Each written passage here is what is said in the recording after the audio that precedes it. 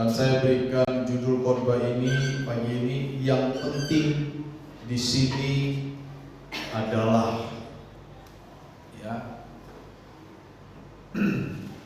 saudara, ada satu lagu lama ya. Saudara pasti tahu lagu ini, coba next.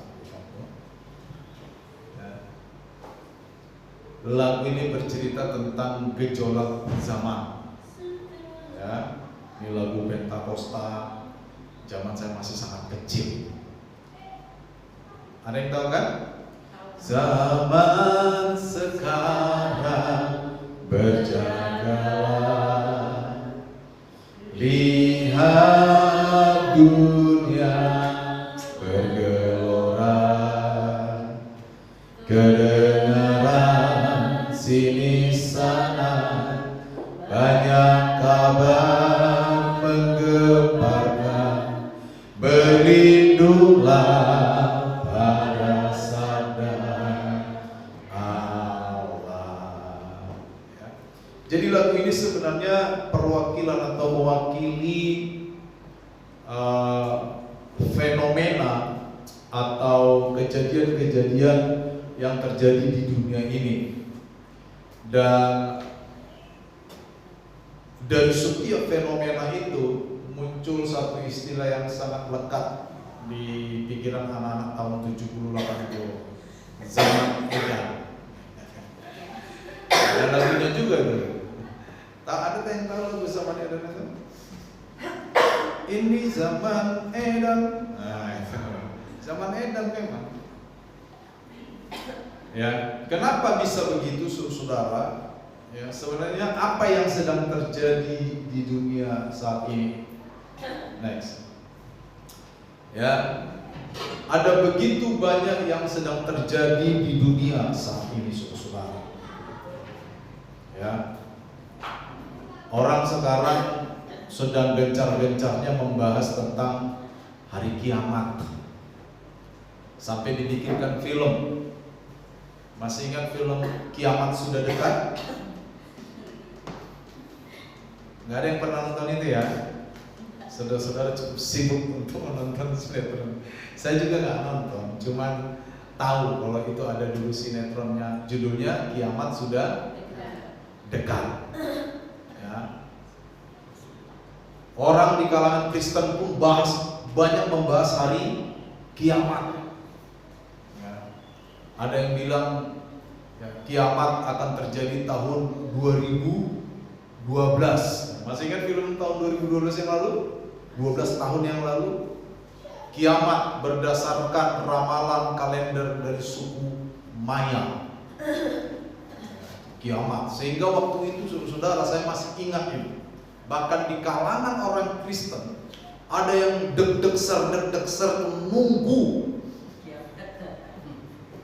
Tanggal berapa waktu itu? 6 bulan 6 ya, kalau saya nggak salah ya. 2012 kalau saya nggak salah loh ya. Tapi tahunnya saya ingat 2012. Makanya ada film tuh dibikin 2012 judul film itu. Saya nonton itu. Wah, dikomparkan kiamat.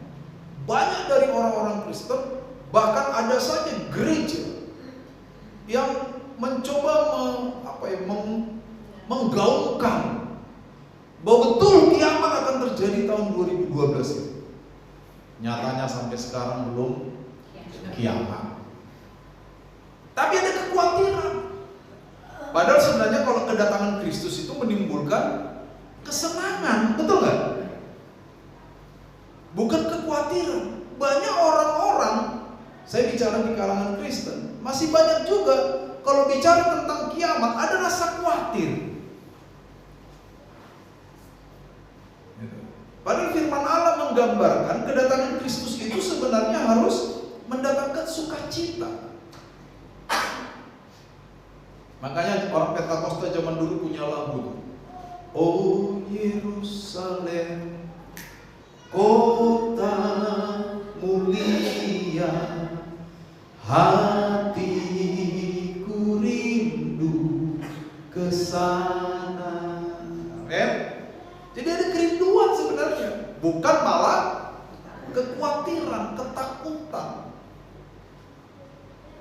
Dan isu-isu tentang kiamat ini banyak bertebaran, saudara. Tapi kebanyakan yang negatif karena dilatar belakangi oleh ketakutan. Itu yang terjadi sekarang. Lalu kita juga melihat sekarang kerusakan alam, banjir di mana-mana, ya kan? Alam dirusak sedemikian rupa, pohon-pohon ditebangin, gak peduli dampaknya apa, gitu kan? Tambang dikorek sampai ke bagian terbawah bumi yang mengakibatkan dampak-dampak negatif. Mereka gak peduli, yang penting cuan. Ya, dan ini mengubah iklim. Sekarang kita udah gak kenal musim hujan dan musim kemarau, betul gak? Tiba-tiba hujan, tiba-tiba kemarau. Saya dulu masih kecil tahun 80-an itu, saya pernah kecil loh saudara. Ya, tahun 80 itu saya masih ingat, ya kan? Bulan September, pokoknya nggak ada ember-embernya itu katanya nampung hujan tuh. September, Oktober, November, Desember, Januari dan Februari itu musim hujan. Mulai Maret musim kemarau, main layangan. Zaman dulu. Jadi kami dulu ada jadwal main layangan mulai bulan Maret sampai Agustus. Tapi sekarang udah nggak ada. Kenapa begitu? Iklim dirusak oleh kerusakan alam. Akibat pula siapa? Manusia. Selain alam yang rusak, sekarang juga terjadi kerusakan tatanan moral. Ya kan? Sekarang tuh terjadi kerusakan moral yang mungkin belum pernah terjadi di dunia. Laki-laki kawin sama laki-laki atas dasar kasih. Kasih Tuhan itu mengakomodir semua kasih, termaksud kasih antara laki-laki dengan laki-laki, kata Kristen progresif. Itu bukan kata saya ya. Jangan diikuti AC. Jangan. Itu bahaya. Ya, sekarang kita lihat di mana-mana. Kalian yang suka TikTok, reel, isinya pornografi 85%. Betul? Sekarang kita nggak nyari, datang sendiri itu. Tinggal kita nih mau menetap lihat atau dilewati, di skip. Dan sekarang sarana untuk mendapatkan semua itu gampang. Bahkan anak-anak kecil yang saudara kasih HP udah bisa mengakses itu. Makanya hati-hati saudara. Jangan bangga kalau anak saudara udah bisa muter YouTube sendiri. Hati-hati. Kalaupun anak saudara pegang HP, bikin kesettingan bimbingan orang tua. Tapi ingat, kalau anak saudara sudah mencapai umur 6-7 tahun, mereka lebih cerdas dari saudara.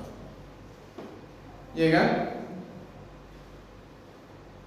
Ada pernah saya lihat ibu-ibu dua saling membanggakan anaknya yang 3 tahun yang sudah bisa putar YouTube sendiri. Hati-hati saudara ya. Harus dikontrol. Lalu tatanan sosial juga sekarang rusak. Orang kalau tenggelam sekarang nggak langsung ditolong, diapain? Tenggelam di sungai itu nggak langsung ditolong, diapain dulu? Di video dulu. Ya saudara, ada yang tenggelam saudara. Udah mau mati baru ditolong.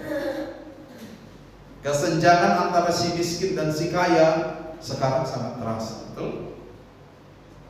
Ya kan? Betul kata firman Allah. Orang yang kaya semakin kaya. Sorry, itu bukan firman Allah yang ngomong kali ya. Salah. Betul kata orang kaya semakin kaya, orang miskin semakin miskin. Kenapa? Ya begitu memang diatur. Kesenjangan sosial, kerusakan tatanan sosial itu semakin rusak sekarang. Sekarang nilai diri seseorang ditentukan oleh apa yang dia pakai. Betul? Orang kalau punya uang, ini maaf ya, kentutnya aja harum. Loh iya. Kalau punya uang. Orang kalau nggak punya uang, biar kata-katanya bijak. Ibarat yang tadi yang saya ngomongin. Tatanan sosial rusak karena nilai diri diukur dari apa yang kita punya, materialistis. Itu yang disebut materialisme. Ya, dia harus sangat hati-hati. Orang-orang percaya tidak boleh terlibat dengan begini. Lalu apa? Terjadi kelaparan dan perang sekarang. Ya, sekarang tuh perang di Timur Tengah masih berlanjut. Perang di Eropa Timur, di Asia Timur masih berlanjut. Ya, terjadi banyak kelaparan sekarang. Ada orang di satu sisi makanannya berlimpah-limpah, ada orang di sisi lain makanannya tidak ada. Makanya itu harus dilatih dari rumah, saudara. Makanya saya tekankan sama jemaat, terutama misalnya soal air minum tuh. Saya masih sering temukan air gelas di gereja ini cuma dicicipin segini. Itu sebenarnya perbuatan dosa. Kalau Anda minum air gelas, habisin. Ya kan? Habisin. Anak kita pun harus kita didik begitu. Anak kita harus kita didik begitu. Karena apa? Itu bentuk atau cara kita mensyukuri berkat Allah. Makanan dan minuman jangan dibuang. Kalau kita makan bisanya sedikit, jangan libatkan iman memindahkan gunung di sana. Kan gitu kan? Ambil sedikit. Kalau mau nambah lagi, kan begitu kan? Mau ngambil buahnya dimakan cuma sedikit, membuang. Itu udah bagus. Karena di belahan dunia lain orang terlalu banyak yang kelaparan. Di beberapa negara Afrika, tidak di semua, di beberapa, air minum itu ibarat emas. Saudara-saudara. Ya kan? Jadi kita harus melatih diri kita untuk tidak terlibat. Ini kata kuncinya, untuk tidak terlibat dalam fenomena-fenomena seperti itu. Sekarang juga banyak ragam teologi yang menyimpang. Banyak teologi, ajaran-ajaran teologi yang menyimpang. Salah satunya kita bahas beberapa minggu lalu, Kristen progresif. Ya. Lalu yang dari Korea itu, lupa, saya susah soalnya bahasa Korea. Hah? Sincheonji, apa? Sincheonji, kira-kira begitu. Ya, banyak sekali ajaran-ajaran yang menyimpang sekarang ini. Ya, radical grace yang sudah kita bahas beberapa tahun lalu. Dan itu dinikmati oleh sebagian orang-orang Kristen. Karena apa? Ajarannya memperbolehkan kelonggaran moral, memperbolehkan kelonggaran spiritual. Kamu boleh nipu, gak apa-apa. Dosamu sudah ditebus oleh Kristus satu kali untuk selama-lamanya. Sudahlah, namanya juga manusia kan. Begitu katanya, enak loh. Jadi tidak ada lagi semacam hukuman atas penyimpangan moral. Banyak yang mengajarkan itu sekarang. Ya. Jadi saudara-saudara, semua ini sedang terjadi di dunia ini sekarang. Apakah ini pertanda Yesus sudah mulai akan datang? Semoga saja. Kan gitu kan? Semoga saja. Tapi ingat, tidak seorang pun yang tahu tepatnya kapan Yesus datang, ya. Jangan nanti bilang Yesus datang tahun depan bulan Juni. Itu sesat. Nah, next. Jadi apa yang penting untuk kita perhatikan sembari kita menantikan kedatangan Kristus? Kenapa kedatangan Kristus saya bold dan besarkan? Dan saya kasih warna ungu. Warna ungu itu lambang kerajaan. Ya, kedatangan Kristus. Apa yang harus kita lakukan? Kita tidak tahu kapan kedatangan Kristus itu tepatnya, tetapi kita tahu bahwa Kristus akan datang.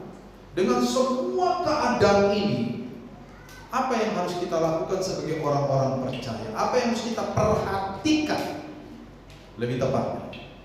Nah, kita mau melihat ini dari teks kitab Wahyu. Pertama-tama, mari kita buka Wahyu pasal 13 ayat 10. Next. Wahyu pasal 13 ayat 10. Seorang boleh baca buat kita Wahyu 13 ayat 10. Silakan. Nah, yang mana ini? Pak Yakob, silakan Pak Yakob. Barang siapa ditentukan untuk dibawa, ia akan ditawan. Barang siapa ditentukan untuk dibunuh dengan pedang, ia harus dibunuh dengan pedang. Yang penting di sini ialah ketabahan dan iman orang-orang kudus.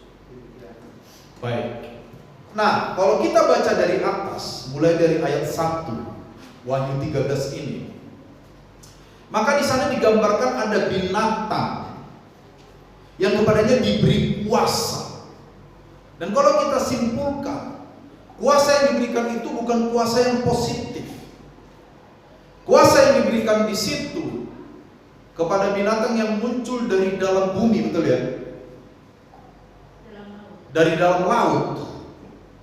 Itu adalah kuasa yang merusak, ya, destruktif power, kuasa yang merusak. Dan digambarkan di sana bahwa dia menggunakan kuasa itu secara sewenang-wenang. Ya. Nah, sebenarnya ini menggambarkan kondisi yang akan dialami oleh umat Tuhan dalam kehidupan mereka sembari mereka menantikan kedatangan Kristus. Kita akan menghadapi penguasa yang lalim, yang sewenang-wenang. Kita akan menghadapi orang-orang yang merasa berhak menganiaya kita. Betul? Barusan orang doa rosario di rumah itu. Doa rosario itu nggak bunyi, saudara. Ada yang pernah melakukan doa rosario? Belum ya? Itu enggak, maksudnya nggak ribut itu. Saya tahu itu, ya kan? Betul? Doa rosario itu pakai apa? Rosario semacam tasbih gitu. Digeruduk. Padahal itu masih semua siswa, banyak perempuan. Sampai ada yang kena bacok. Belum selesai kasus itu, kemarin di Gresik terjadi lagi. Pelakunya ASN lagi. Lalim, sewenang-wenang, dan itu memang kita hadapi. Di satu sisi, di negeri kita sudah diberikan jalan keluar hukum itu, betul? Jadi kita boleh mengupayakan hukum terhadap kejadian-kejadian seperti itu. Tetapi di sisi lain, memang firman Allah sudah menubuatkan itu, iya kan? Ada orang yang akan membunuh kamu dan mengatakan bahwa dia melakukannya atas kehendak Allah. Yohanes menulis itu. Rasul Yohanes. Ya kan? Dan Yesus juga mengatakan bahwa murid-muridnya akan mengalami aniaya katanya, karena penguasa yang lalim. Di sepanjang kitab Kisah Para Rasul kita bisa melihat itu. Putrinya Herodes menari, Herodes senang. Lalu istrinya Herodias bilang, kalau kamu nanti bapak meminta hadiah apa, bilang kepalanya Yohanes. Ada putrinya nari minta hadiah kepalanya orang. Itu tercatat kan di Kisah Para Rasul kan? Betul kan? Minta kepalanya Yohanes Pembaptis. Jadi itu memang harus terjadi. Walaupun di sisi lain, untuk konteks modern seperti ini, semua bentuk persekusi terhadap iman kita itu bisa kita upayakan dari sudut pandang hukum, bisa.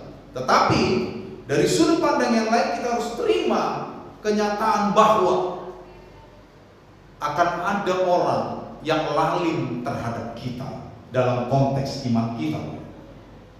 Akan ada. Lalu apa yang penting untuk kita perhatikan terhadap situasi ini? Firman Allah berkata tadi apa? Barang siapa ditentukan di apa yang pertama? Ditawan, ia akan ditawan. Barang siapa ditentukan dibunuh dengan pedang, ia akan dibunuh dengan pedang. Ini memang kita tidak boleh pahami secara literal. Artinya bahwa penganiayaan terhadap iman kita itu adalah sesuatu yang mungkin. Ini harus saya ajarkan kepada jemaat. Jangan jemaat nanti berpikir semuanya tidak mungkin orang Kristen dianiaya, kita kan anak raja di atas segala raja. Justru anak raja itu harus disingkirkan supaya kerajaan itu tidak punya penerus kalau dalam dunia. Iya kan? Anak raja segala raja memang kita dalam segi rohani. Tetapi kita tidak menginginkan, tetapi kita harus sadar bahwa aniaya dari kelaliman orang-orang lain terhadap iman kita itu mungkin terjadi. Mungkin sekali terjadi. Itu sebabnya kita bersyukur di kota ini kita aman, baik. Itu harus kita syukuri. Ya. Apa yang penting tadi apa? Ketabahan dan iman. Memang di satu sisi semua bentuk persekusi, semua bentuk aniaya kita bisa adukan ke hukum. Tapi di sisi yang lain, yang tidak kalah pentingnya, kita harus memiliki ketabahan dan iman orang-orang kudus. Karena seringkali penganiayaan terhadap umat Tuhan itu selesai dengan Rp 10.000. Tahu maksudnya tuh? Materai minta maaf. Seringkali begitu. Tidak semua, tapi seringkali.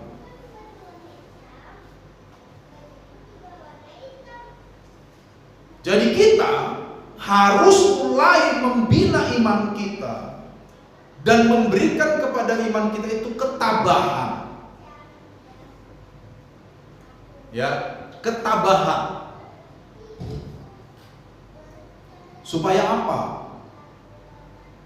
Supaya kita tidak kalah, kita tidak rusak oleh penguasa-penguasa lalim, oleh orang-orang yang lalim terhadap kita.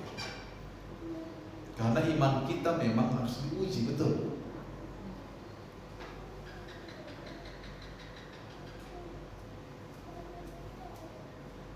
Makanya mengikut Yesus itu katanya pikul salib, lalu ikut aku, kata Yesus.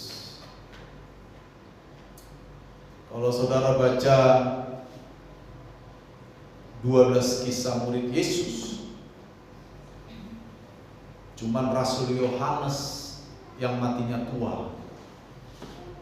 Itu pun dia dibuang di satu pulau yang bernama Patmos, yang dikenal sebagai pulau pembuangan mayat-mayat. Di sanalah Rasul Yohanes diduga menulis Injil Yohanes dan Kitab Wahyu, diduga. Sisanya ada yang digoreng. Iya, Yakobus itu katanya digoreng pakai pasir panas.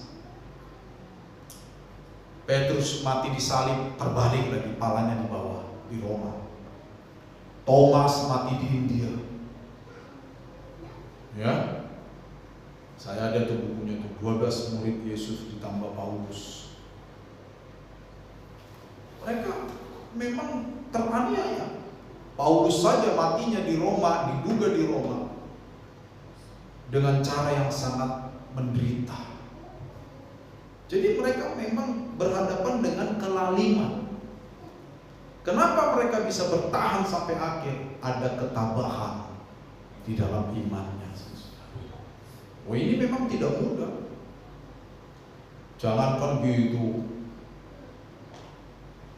kita disemprot dikit aja, media sosial kita banjir dengan, ya kan?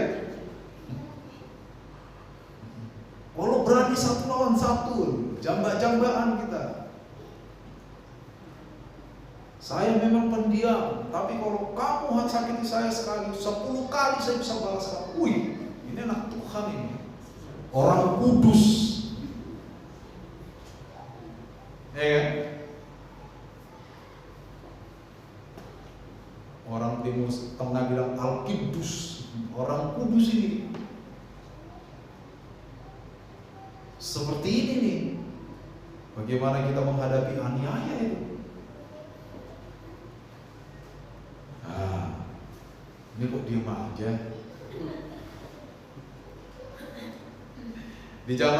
Di abad pertama, di abad kedua tepatnya, ada seorang murid Rasul Yohanes namanya Polikarpus. Polikarpus ini adalah Al-Qudus dari Smyrna, orang kudus dari Smyrna. Dia muridnya Rasul Yohanes. Dia memberitakan Injil. Satu kali ketika usia sudah 86 tahun, udah tua nih, rentak, dia ditangkap oleh tentara prokurator Roma, penguasa Roma. Sebenarnya orang-orang Roma ini, tentara-tentara ini segan sekali sama dia, hormat sekali sama Polikarpus. Jadi waktu dia ditangkap, saudara, dengan sopan dia mempersilahkan tentara Roma masuk ke rumahnya, dikasih teh dulu. Lu benar, ini cerita sejarah tertulis begitu. Disediakan makanan dan minuman, makan tentara Roma, baru dia ditangkap. Ya, ditangkap. Tentara Roma segan, sungkan. Dia bilang gini, Pak Polikarpus, kalau boleh sangkal saja Yesus. Kami ini nggak tega. Bapak itu kami hormati. Gitu. Apa yang dikatakan Polikarpus, saudara? 86 tahun aku menjadi hamba Yesus. Umurnya 86 tahun. Tidak satu kali pun ia mengecewakan aku, kata Polikarpus. Bagaimana mungkin aku menyangkal rajaku yang telah menyelamatkan aku? Ini saya kutip dari satu buku yang judulnya The Martyrdom of Polycarp, The Letter of the Smyrnians. Di pasal 9 ayat yang ketiga. Buku ini ditulis di abad kedua. Jadi buku aslinya itu sudah berumur 1800 tahun. Itu kisah-kisah sejarah. Lalu dia dibawa, saudara, ditaruh di tiang, dia diikat di tiang, mau dibakar nih ceritanya. Lalu gubernur Romawi sebelum membakarnya masih ngomong juga dia, prokurator Roma ini, sangkallah Kristus supaya kamu tidak dihukum mati, kata prokurator Roma ini, gubernur Roma ini. Tapi apa yang dilakukan Polikarpus? Dia malah menyaringkan suaranya. Dia berkata, aku memuji Engkau Tuhan, karena Engkau telah mengaruniakan kepadaku hari dan jam ini. Waktu dia diikat di tiang, supaya aku mendapat bagian di antara jumlah para martir di dalam cawan Kristusmu, untuk kebangkitan hidup yang kekal, baik jiwa maupun raga. di dalam ketidakdaparusakan Roh Kudus.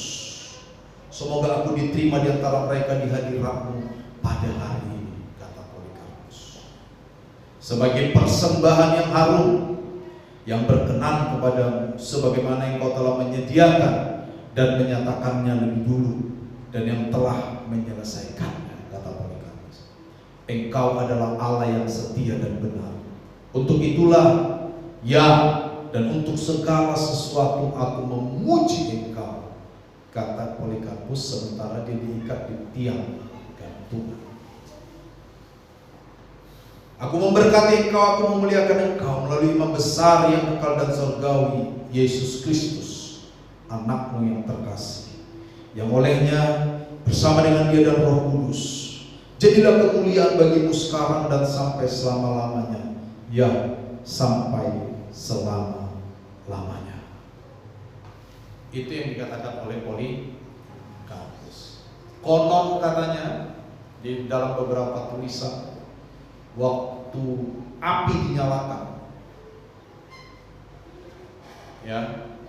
itu api tidak nyala-nyala katanya, sehingga Polikarpus harus ditusuk pakai tombak,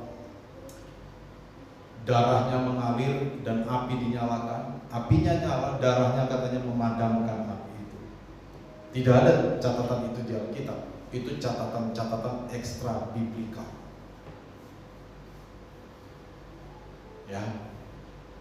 Artinya apa? Polikarpus menjadi contoh nyata bahwa mengikut Yesus kita akan diperhadapkan dengan kelaliman. Apa yang penting saudara-saudara? Ketabahan dan iman. Penting. Ketabahan dan iman. Wah, ini sungguh tidak mudah saudara. Tetapi kita membangun ketabahan dan iman kita sebagai orang-orang percaya. Itu sebabnya saudara, saya menginginkan kita menjadi orang-orang Kristen yang cerdas. Karena apa? Iman timbul dari mana? Pendengaran akan firman Kristus. Kalau firman yang kita dengar adalah firman yang benar, yang bagus, yang baik, iman kita akan tumbuh menjadi iman yang baik. Kalau firman yang kita dengar sebaliknya buram, tidak jelas, mungkin yang kita dengar cuma yang menyenangkan telinga kita saja, maka iman kita akan mengikuti. Iman kita akan buram, tidak jelas. Iman kita hanya menerima hal-hal yang menyenangkan saja. Begitu tidak menyenangkan, kita pindah server. Kenapa banyak orang di luar sana pindah server? Tahu maksud saya kan pindah server kan? Tadinya murid Kristus, sekarang tidak lagi. Ya karena imannya iman yang kabur, iman yang buram. Pengajaran yang didapatkan pengajaran yang buram. Didengarkan pengajaran yang buram, imannya menjadi buram. Iman yang buram, kena sentil sedikit, repot. Jadi yang pertama, yang penting di sini adalah ketabahan dan iman orang-orang kudus. Next, yang kedua. Mari kita buka Wahyu pasal 13, masih pasal 13. Ayat 18. Seorang baca.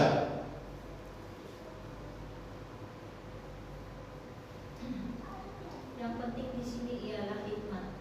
Barang siapa yang bijaksana, baiklah ia menghitung bilangan binatang itu, karena bilangan itu adalah bilangan seorang manusia dan bilangannya ialah 665. Ya, kita sudah pernah membahas tentang pengertian angka 666 ini. Tetapi kita akan melihat bagaimana firman Tuhan menentukan sikap yang tepat dari orang percaya. Sebenarnya ini bercerita tentang binatang yang keluar dari dalam bumi. Betul? Dan di sana saudara, intinya seperti ini. Penguasa pada waktu itu menganggap dirinya adalah Allah. Sehingga ini terkait dengan kebenaran-kebenaran teologis. Karena penguasa menganggap diri Allah, dia minta disembah.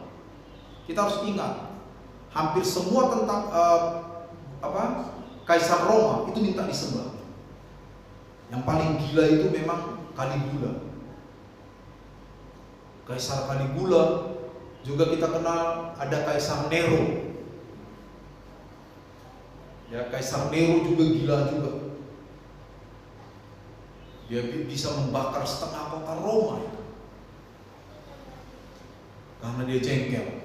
Dibakar setengah kota Roma hanya karena jengkel. Berapa piring yang pecah kalau kita jengkel?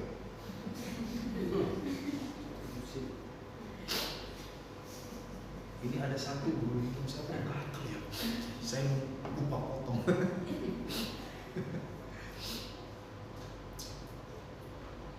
Nero jengkel, setengah kota Roma dibakar. Sadisnya. Ngeri. Jadi penguasa pada waktu itu menganggap dirinya Tuhan. Ingat kemarin saya kasih kepada saudara video lama tentang Herodes ditamparin. Ada yang nonton tuh? Gak ada Pak, gak ada kuota. Itu karena dia menyamakan dirinya dengan Tuhan. Itu penting itu saudara. Ditampar.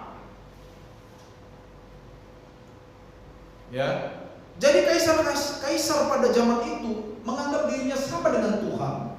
Lalu secara teologi ingin menyesatkan orang percaya. Kenapa menyesatkan? Karena satu-satunya Tuhan yang kita sembah itu Yesus. Tapi dia mengatakan aku Tuhan. Penyesatan kan? Minta disembah. Makanya tadi yang dibaca itu yang penting di sini hikmat katanya. Hikmat yang membedakan mana yang betul-betul Tuhan. Dan ini bicara tentang teologi. Ingat saudara-saudara, penyesatan di awal-awal itu tidak tampak seperti penyesatan. Amsal sampai 2 kali berkata banyak jalan yang disangka lurus, tapi ujungnya menuju maut. Makanya hati-hati. Itu sebabnya setiap kali ada isu besar tentang teologi, saya selalu khotbahkan. Saya tidak mau jemaat yang saya pimpin tersesat.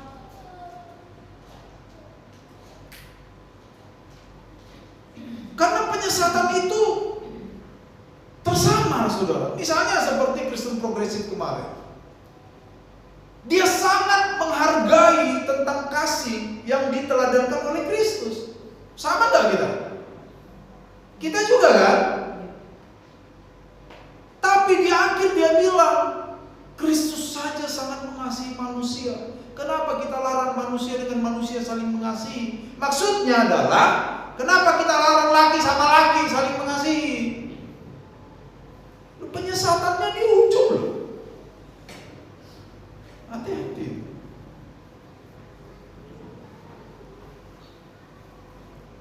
Sama dengan radikal grace atau anugerah yang radikal beberapa tahun lalu itu. Dia bilang Kristus sudah menebus kita sekali untuk selama-lamanya. Betul gak itu? Betul. Karena korban Kristus itu adalah korban yang kekal. Karena setelah dia dikorbankan, dia bangkit dari kematian. Kalau perjanjian lama, hewan dipotong, gak ada yang bangkit. Betul gak? Apa ada hewan di perjanjian lama begitu dipotong bangkit lagi? Gak ada. Makanya korbannya gak kekal. Kristus korban yang kekal sekali untuk selama-lamanya. Karena setelah dia disalib 3 hari kemudian dia bangkit. Korban itu bangkit. Makanya sekali untuk selama-lamanya. Betul itu. Tapi di ujungnya salah. Dia bilang, dia sudah menebus dosa kita dulu, dosa kemarin, hari ini, dan untuk yang akan datang. Maksud iya? Kalau kita berbuat dosa ya wajar sajalah. Nggak ada yang wajar dengan perbuatan dosa, saudara. Justru dosa membawa maut. Sebab upah dosa adalah maut. Yang menyelamatkan itu apa? Kasih karunia Tuhan Yesus itu yang berkorban untuk selama-lamanya itu. Tapi bukan berarti kata Paulus pengorbanan Kristus yang membawa kita kemerdekaan kita itu mengizinkan kita untuk terus hidup dalam dosa. Itu keliru namanya. Keselamatan itu anugerah, betul, karena kita tidak perlu berbuat apa-apa untuk bisa diterima sebagai anak Allah. Tapi setelah kita menerima keselamatan, kita harus menjaga dan mengupayakan. Makanya di dalam kitab Filipi Paulus bilang, kerjakanlah keselamatanmu. Kata kerja di sana itu, kerjakanlah itu dengan kata erga. Erga itu seperti buruh. Artinya apa? Perlu usaha yang terus menerus dan usaha yang kuat. Apa ada buruh angkat batu? Ini batu. Begitu buruh? Enggak ada. Buruh tuh wajah harus garang, betul loh. Angkat batu. Bila putus, kita angkat gitu. Begitu memang. Iya kan? Jadi saudara, yang dimaksud dalam Wahyu pasal 13 ini adalah terjadi penyesatan teologis. Saya ingatkan kepada kita. Saya ingatkan.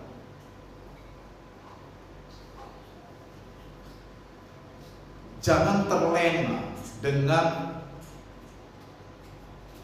khotbah-khotbah yang manis di awal. Khotbah-khotbah itu harus kita dengar sampai akhir. Apakah itu menyesatkan atau tidak?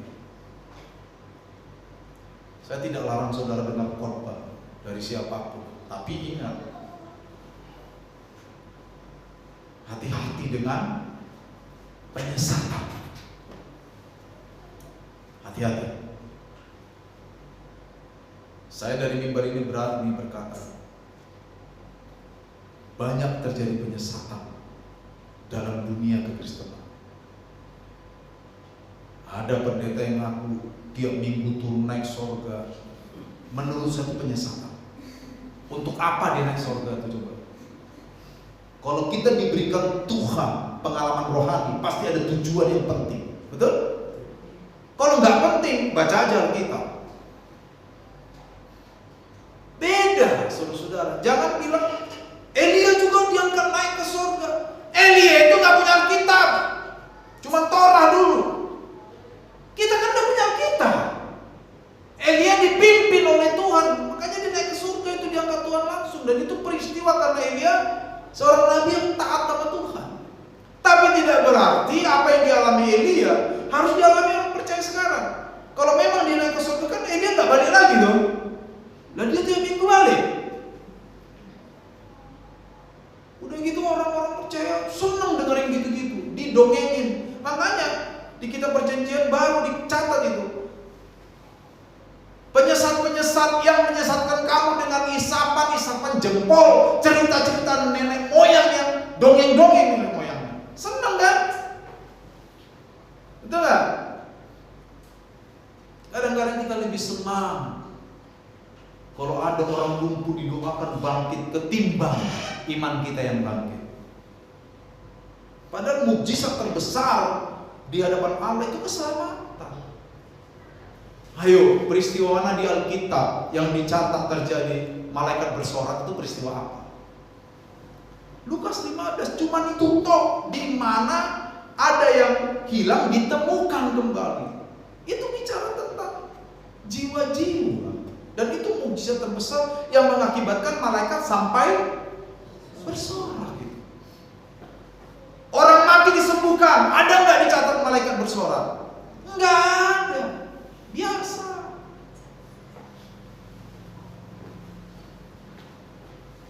Jadi saudara, ya, hati-hati dengan penyesatan.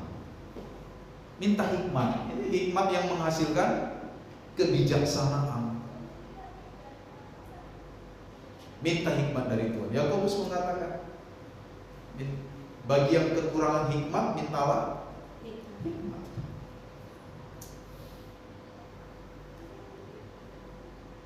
Amin. Terakhir, Wahyu 14 ayat 12. Seorang baca Wahyu 14 ayat Yang penting 12. di sini adalah ialah ketekunan orang-orang kudus yang menuruti perintah Allah dan iman kepada Yesus. Iya, itu kan bicara penghakiman, ya kan? Suatu hari nanti, saudara-saudara, kita akan diperhadapkan dengan penghakiman.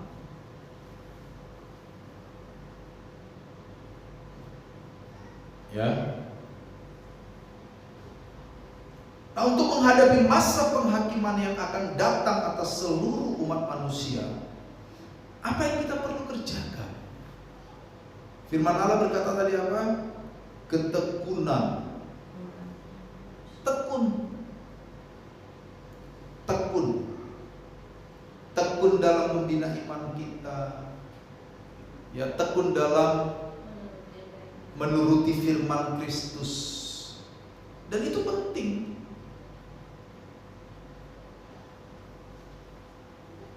Saudara-saudara, dalam kehidupan kita sehari-hari adalah sangat mudah bagi kita untuk tidak taat kepada firman Allah. Betul?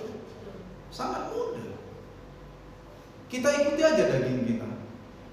Kita mau marah, ngamuk sejadi-jadinya. Hati kita puas, betul nggak? Habis itu kita lemes, bikin kopi, minum, meletak, marah kan? Tapi melanggar kehendak Allah. Boleh marah asal tidak berbuat dosa. Betul kan?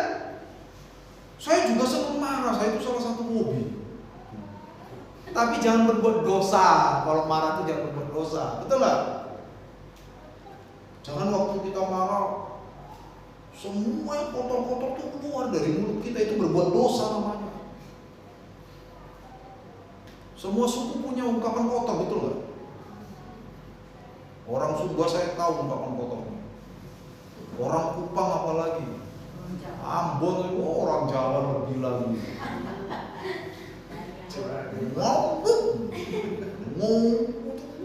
Diayati betul itu. Diayati betul. Orang Chinese yang saya belum tahu itu apa ya? Ada umpatan dalam bahasa Chinese. Ada juga ya. Saya nggak pernah dengar soalnya. Nggak pernah saya dengar. Tapi kalau orang Batak ada. Orang Batak lagi. Hadis, enggak.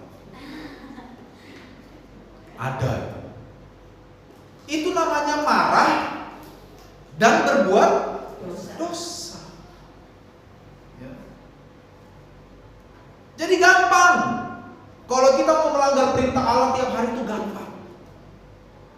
Ya kan? Bos nggak tahu nih. Kayaknya bisa saya tilep nih. Gampang. Ya kan? Sistem yang rusak siapa? Manusia kan? Sistem udah bagus, manusianya diutak-atik. Ya kan? Lihat sekarang wajah-wajah koruptor ini. Mana ada yang sedih? Mana ada yang sedih wajah koruptor itu? Kemarin ada yang salah satu yang dituduh korupsi 271 triliun. Triliun! Memang dia nggak sendiri, beberapa orang. Sama netizen dibully seanak-anaknya. Istrinya ngeluh, kok anak saya yang dibully? Kok nikmati uang rakyat nggak mau dibully? Harusnya bukan dibully aja kamu. Untung saya nggak terpilih jadi pres. Kalau terpilih saya izinkan hukuman untuk para koruptor. Hukuman, tahu kan? Iya.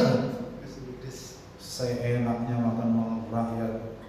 Ada rakyat masih makan beras yang warna kuning kena air. Jadi emosi saya. Tapi tidak berbuat dosa. Jadi itu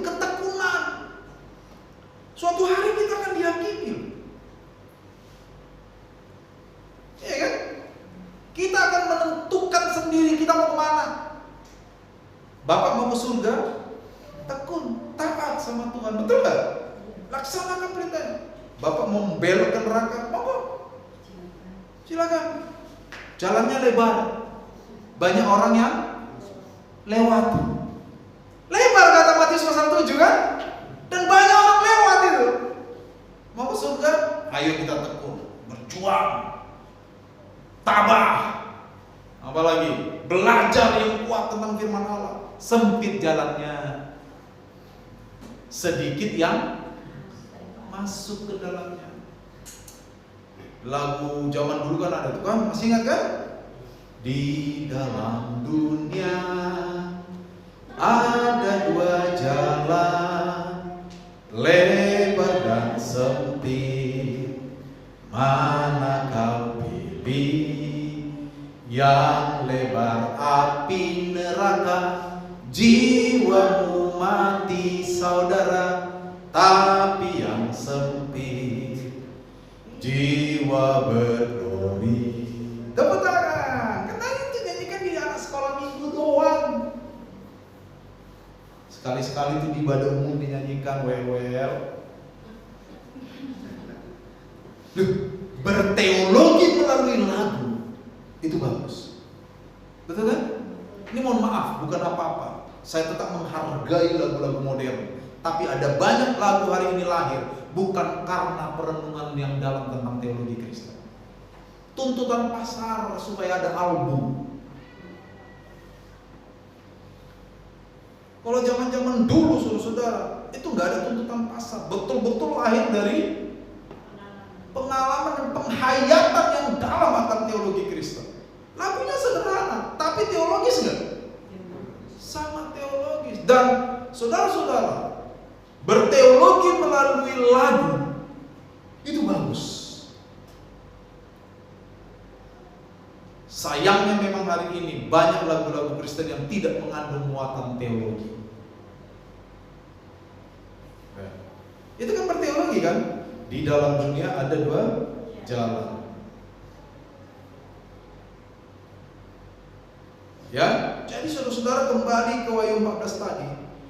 Untuk menghadapi penghakiman yang akan datang, saya menentukan, saya mau ke surga atau mau ke neraka. Kalau saya mau ke surga, saya akan tekun. Saya akan hidup taat kepada firman Kristus. Saya akan terus berjuang. Saya akan terus bergumul. Saya tidak mau jatuh dalam dosa. Saya tidak mau hidup dalam dosa. Itu. Dan jalan itu sempit karena membutuhkan upaya. Tidak mudah memang jalan itu. Ada jalan lain yang lebar. Firman Allah dalam Matius 7 mengatakan banyak orang lewat, tapi menuju kebinasaan, menuju maut. Jadi saudara-saudara, Wahyu 14 berkata ayat 12, yang penting di sini adalah ketekunan orang-orang kudus dan ketaatan melaksanakan firman Kristus. Penting itu. Jadi setiap tindakan kita seharusnya itu selalu punya batasan. Saya pernah bilang waktu di KKA dulu kan, orang di luar Kristen, orang di luar iman Kristus boleh bertindak apa saja. Tapi orang di dalam iman Kristus ada bingkai yang membatasi, betul nggak? Ada bingkai. Orang dapat untung dalam cara menipu. Kita nggak boleh. Kita ada di dalam bingkai itu nggak boleh nipu. Pengen rasanya dapat untung seperti dia, tapi dengan jalan menipu, kita nggak boleh. Makanya jangan salah. Orang-orang jujur kebanyakan nggak kaya memang. Contohnya tuh polisi Hugeng, betul nggak? Dia dikenal sebagai polisi paling jujur kan? Katanya hanya 2 polisi yang sangat jujur, satu polisi Hugeng, satu polisi tidur. Betul, polisi Hugeng tuh di Indonesia dikenal sebagai polisi paling jujur, nggak punya apa-apa. Kemarin baru ada polisi muda, pangkat rendah, ya. Fortuner mobilnya. Loh iya, baru sama ada itu. Diselidiki.